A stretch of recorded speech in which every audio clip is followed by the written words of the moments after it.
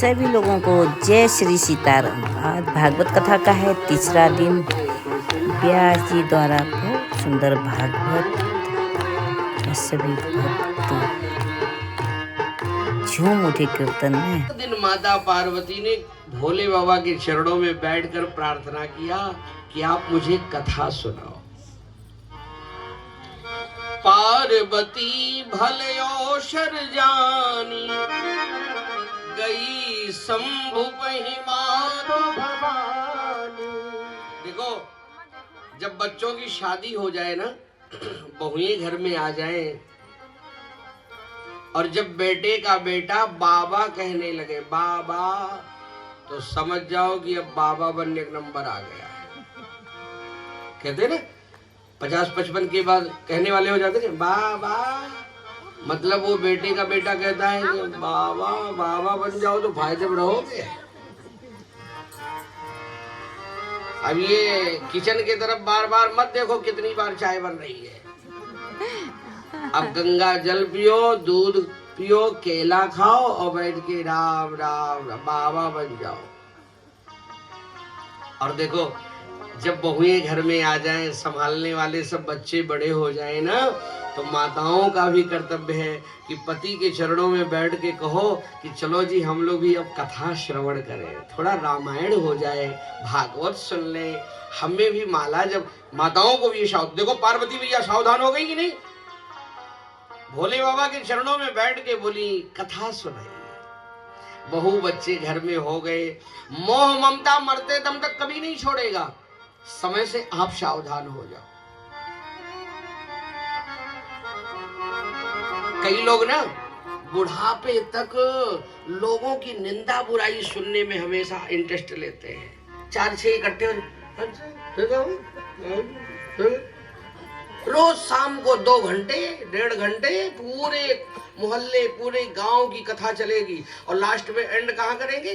पूरी 2 घंटा कथा चलाने के बाद चलो अपने का लेना देना है। अरे तो जब अपने नहीं लेना देना तो 2 घंटा बर्बाद काहे कर रहे हो? बोलो हनुमान जी महाराज की। राजकुमारी तुम समान नहीं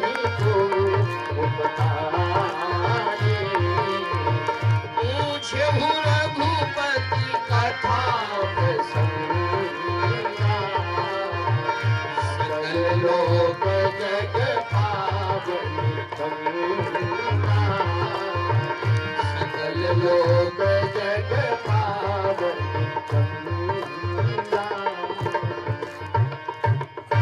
धन्य धन्य गिरिराज, धन्य हो पार्वती, बहुत अच्छा सोचा।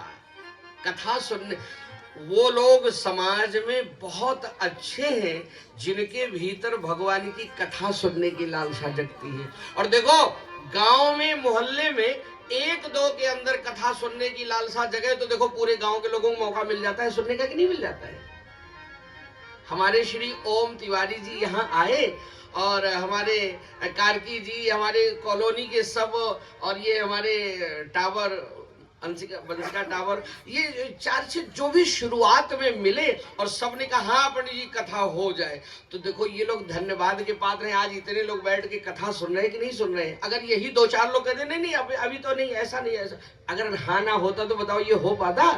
वो लोग बहुत धन्यवाद के पात्र हैं जिनके भीतर इच्छा होती है कि चलो हम भी सुन ले और हमारे गाँव के आसपास सब लोगों को कथा सुन। एक बार ताली बजा के स्वागत करिए ऐसे लोगों का कि भगवान ऐसी सद्बुद्धि, ऐसी प्रेरणा सबको दे कि हमारा चौथापन हो तो हम सब के अंदर भगवान की कथा सुनने की इच्छा जगे। ये भगवान की कृपा। भोले बाबा ने पार्वती मैया को बहुत धन्यवाद दिया। देखो, शंकर जी के द्वारा 2 गंगा बहती है। एक गंगा बहती है जटा से, भागीरथी गंगा। देखो, करोड़ों लोगों की भीड़ है ना भागीरथी गंगा में नहाने के लिए। और एक गंगा बहती है भगवान शिव के मुख से, उसका नाम है भक्ति की गंगा, जिसमें हम लोग नहा रहे हैं। राम भगति जहाँ सुर सरी धारा, डुबकी लगा रहे हैं भक्ति की गंगा में। अब देखो वहां संगम है, तो गोस्वामी तुलसीदास जी ने रामायण में लिखा है, मुद मंगल में संत समाजू, जो जग जंगम तीर्थ राजू। जंगम तीर्थराज, जहां संत भक्त गृहस्थ बैठे और भगवान की कथा की गंगा, जोर से बोलेंगे बोलो दुर्गा मैया की। थोड़ा महंगा साबुन है, बगल में जो ना बोले थोड़ा धक्का देके बोलो। पांच कारण भोले बाबा ने सुनाया। पहला कारण ध्यान से सुनिए, भगवान इस धरती पर क्यों आते हैं? जब जब ना और ब्रह्म विद्या की सरस्वती इसका संगम होता है इस प्रयाग में, जहां हम लोग बैठे हैं डुबकी लगाने। बोलो तीर्थराज प्रयाग की। भोले बाबा बड़े खुश हो गए और पार्वती मैया को कथा सुनाने के लिए बैठ गए कैलाश के ऊंचे शिखर पर। मृग चरम बिछा के हम लोग भी चलो भोले बाबा के मुख से अब कथा श्रवण करें। इस धरती पर भगवान का अवतार किस लिए होता है, ये पांच कारण भोले बाबा ने मुख्य रूप से बताया है। किन किन कारणों से भगवान इस धरती पर आते हैं, हम लोग भी जरा ध्यान से सुने, बहुत सुंदर है। एक लाइन भजन गा लीजिए तब चले हम लोग। हो मेरी खुशियों का रहा न ठिकाना, हम लोग अयोध्यावासी बन जाएं। हो मेरी खुशियों का रहा न ठिकाना, हो मैं तो झूम झूम गाऊं ये तराना। मेरे घर राम आए हैं, मेरे घर राम आए हैं। सब लोग आइए।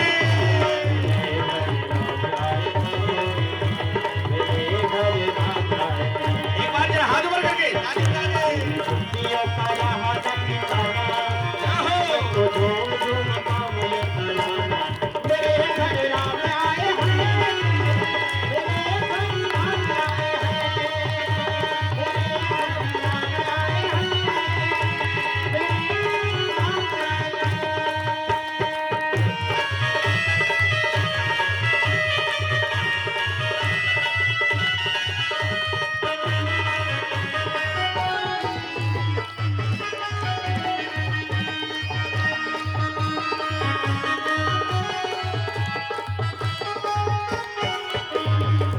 थी तमन्ना मेरी पूरी हुई आज है।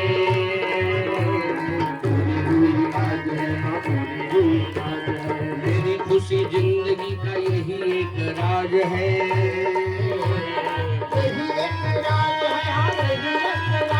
तो सबको चाहूँ ये बताना, हो प्रभु नाम का दीवाना ये जमाना।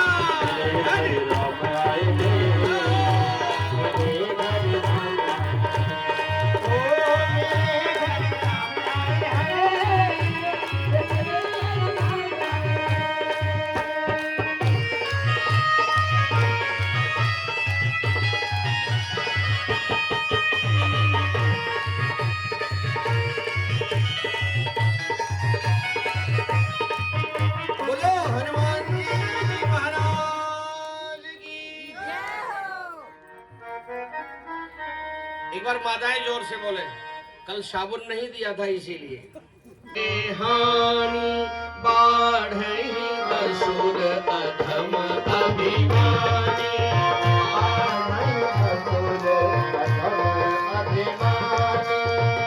तब तब प्रभु धरी विविध शरीरा, तब तब प्रभु धरी विविध शरीरा, हरहि कृपा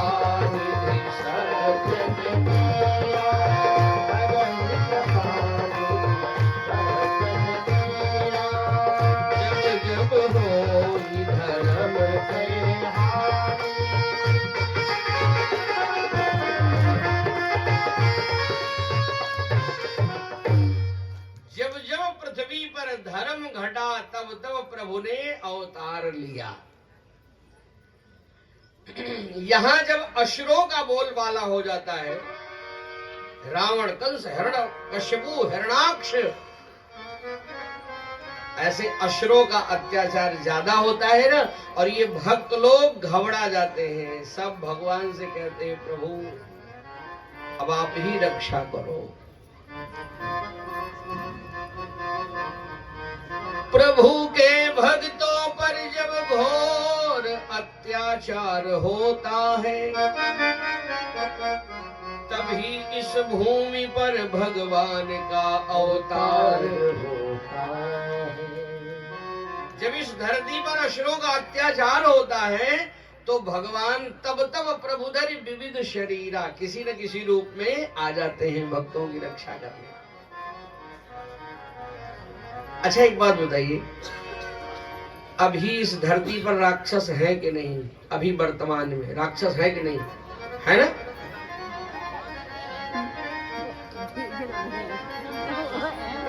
है। रावण कंस जैसे नहीं है, उनके चेला चापड़ है, अभी भी है। आप न्यूज देखते हो, जाने कितनी सीताओं का अब भी यहाँ हरण होता है, पर हितरत कितने गीधों का अब भी यहाँ मरण होता है। 8 साल 10 साल 12 साल किशोरियों का अपहरण करके बलात्कार, ये न्यूज जब आता है तो बताओ ये राक्षस नहीं है और कौन है? राक्षस का मतलब क्या है? बाढ़े खल बहुचोर जुआरा, जे लंपट पर धन पर दारा। जो दूसरों की स्त्री पर, दूसरों के धन पर कुदृष्टि डाले वही राक्षस है। और बताओ ऐसे राक्षस क्या कम है?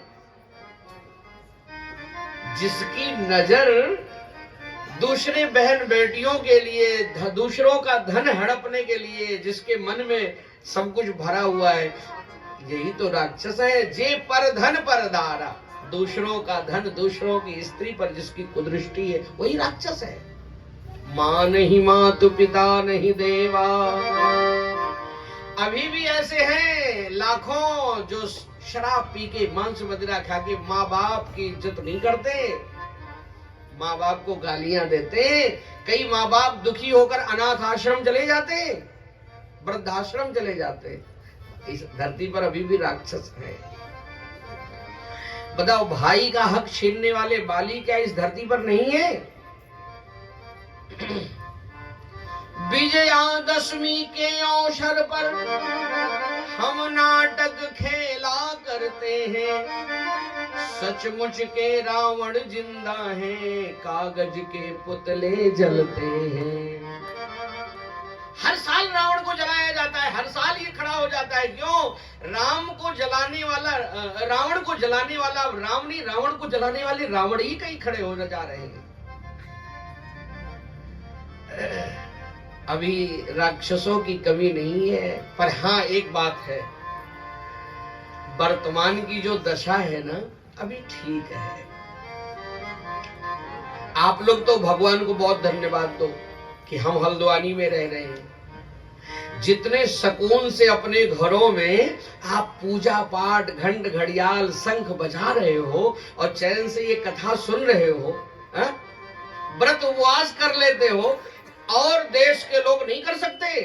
हल्द्वानी की जगह आप अगर चाइना में जन्म लिए होते तो आम की अचार की जगह मेढक का अचार खा रहे होते, मिर्च की अचार की जगह सांप का अचार खा रहे होते, टमाटर की सूप की जगह चमगादड़ का सूप पी रहे होते आप। ये भगवान की बड़ी कृपा है जो आप हल्द्वानी में जन्म लिए हो। अच्छा इतने बैठे हैं, सच बताओ कितने लोगों के घर में गंगा जल रखा है? गंगा जल कितने लोगों के घर में? देखो ये है भारत देश महान। सबके घर में, कई लोगों के घर में ना गंगा जल ही नहीं, कम से कम 5-6 नदियों का जल रखा होगा। गंगोत्री, जमुनोत्री, त्रिवेणी, सब जगह का। कई लोग सवेरे पूजा उजा करके और थोड़ा गंगा जल पी लेते हैं, उसके बाद चाय नाश्ता की तरफ बढ़ते हैं। रोज गंगा जल पीते हैं कि हमारा उद्धार हो जाए, गंगा मैया की कृपा से कल्याण हो। और कई लोग ऐसे भी हैं कि सुबह उठते हैं तो बेचारे पहले एक पैक लगा लेते हैं, एक पैक लगाने के बाद बुरुश उठाते हैं, हर 8 घंटे। ऐसे भी है हमारे आपके पास भी। एक व्यक्ति शराब पी रहा था, बगल वाले कहा 2 घूंट ले ले, जुकाम चला जाएगा। तो बोला हमारा तो 70 बीघा खेत चला गया, हमारी तो घरवाली चली गई, जुकाम चला जाए तो क्या बात है।